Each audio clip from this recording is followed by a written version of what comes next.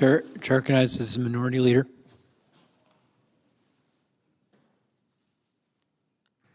Mr. President, first let me thank our great senator from Virginia, Senator Kaine. He has been the most vigilant watchdog against over-encroachment of the military.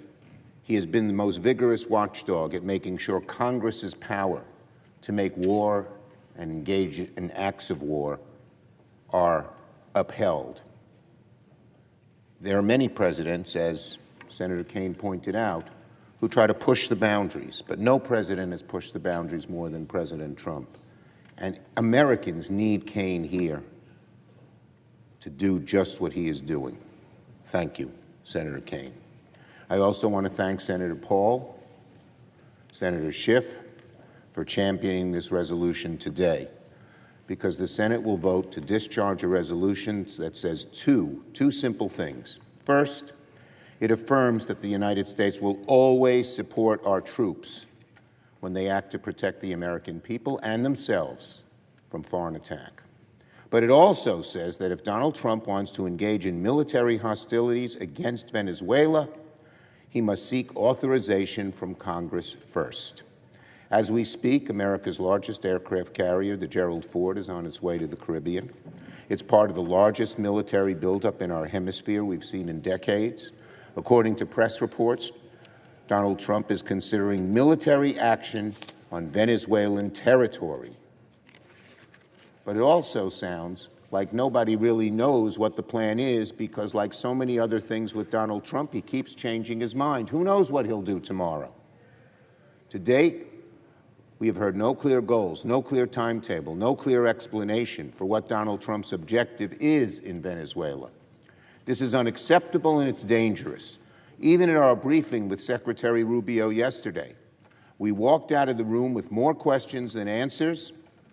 We need a clear explanation. I am demanding a full senator's briefing on this issue, Venezuela and its intervention there, at once. In the meantime, the Senate must act today to discharge this resolution. Because Donald Trump seems ready to lead our troops over the Rubicon with a blindfold over his eyes, and that is a recipe for catastrophe. Congress must assert its authority on matters of war and peace, and time is of the essence. Multiple warships have been moved from other ports of the world to be just off the coast of Venezuela, and by some estimates, 10% of the Navy's deployed assets are now in the Southern Command area of responsibility. These actions certainly do not sound like mere drug enforcement against organized criminals. Not even close. These are actions you take before you consider launching a major military operation against another country. And that authority, the Constitution is clear, must come from Congress. Nobody here denies the Maduro regime is horrific and undemocratic, and we also agree that drug traffickers and organized criminals who poison Americans ought to be tracked down and dismantled. That was why when I was Majority Leader, Congress provided billions for counter-narcotics operations and granted sweeping authorities to combat the flow of narcotics and opioids like fentanyl. And if we must do more, we should. We should help law enforcement, intelligence operators, federal agents to dismantle criminal networks and drug smugglers. But saber-rattling and military explanation are a poor substitute for a real narcotics strategy, counter-narcotics strategy. I ask my colleagues, remember what Colin Powell used to say about military force? You break it, you own it. It's the old Pottery Barn rule. This is the danger of unilateral attacks against Venezuela. If we break it, we're going to own it. The mere thought of another endless war ought to make American people sick to their stomachs.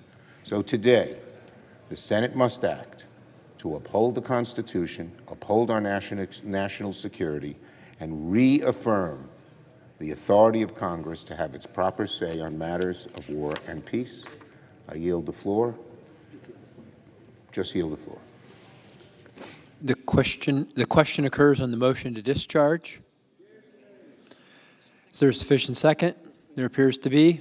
The clerk will call the roll. Ms. Alsobrooks, Ms. Baldwin, Mr. Banks, Mr. Barrasso.